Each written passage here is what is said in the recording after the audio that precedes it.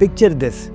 You walk into a store to buy one item, just toothpaste. 30 minutes later, you are walking out with a cart full of snacks, a new water bottle, a scented candle, and yes, toothpaste. You didn't plan for this, but it happens all the time. And every time you say the same thing, I'll be better next month. But next month never comes. Why? Why is saving money something we all want to do so unbelievably hard to stick to? Today, we are diving into the real science behind your brain, your habits, your emotions, and your spending. And more importantly, I'll show you practical, realistic ways to change it. Let's begin. Part 1. Why our brain hates saving. The evolution problem. Your brain wasn't built for the modern world. It was built 200,000 years ago when humans lived in tribes, hunted to eat, and stored food, not money. Back then, spending every resource you had was smart. Hoarding didn't make sense. Survival did. Your brain still runs on that ancient code.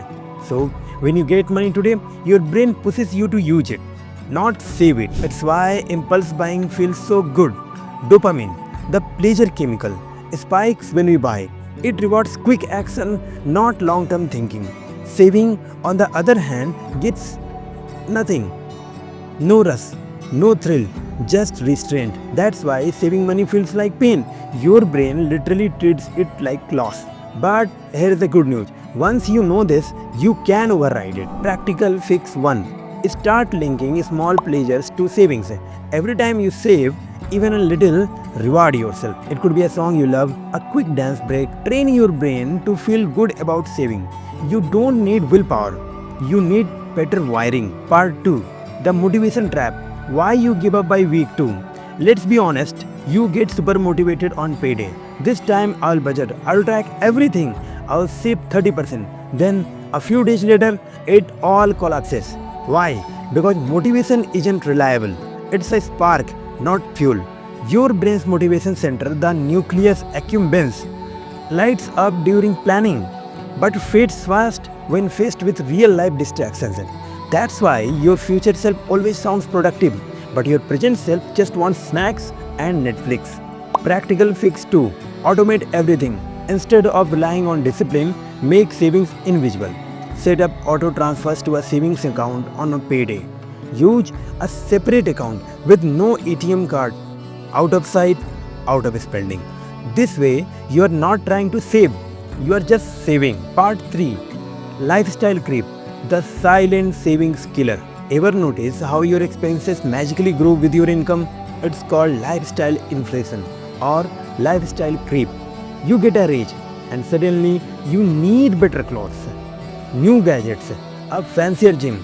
You don't feel richer because you never see the extra money. Your brain normalizes the upgrade immediately. What felt like a luxury now feels like normal. That's dangerous. Practical fix 3. Every time your income increases, freeze your lifestyle for 6 months.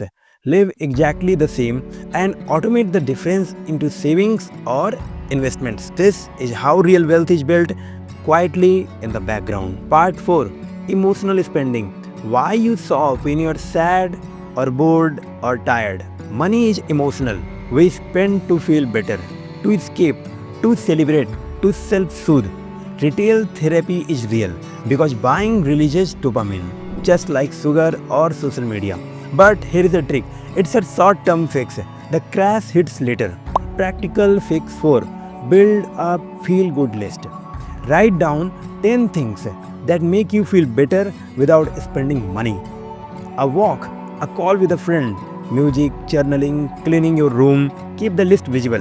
Reach for it when emotions hit. Don't try to resist emotion.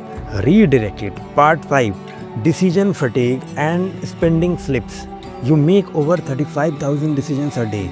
By evening, your willpower is drained. That's when the food delivery apps win. That's when you scroll and buy. That's when budgeting fails. It's not laziness, it's cognitive overload. Practical fix 5. Create a default budget.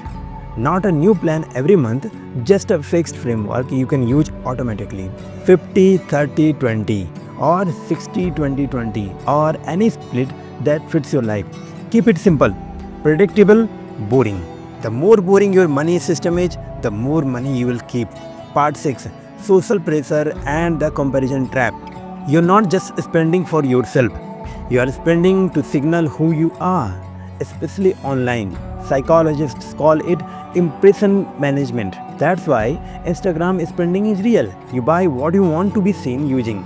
But it's a trap because everyone is faking it and everyone is broke. Practical fix 6, Unfollow temptation. Mute influencers who push spending. Unsubscribe from marketing emails. Limit exposure to ads. Surround yourself with savers, quiet people, people who value peace over flex. Change your environment, change your behavior. Part 7, Your saving system. Build one that works for you. Saving shouldn't feel like punishment, it should feel like power.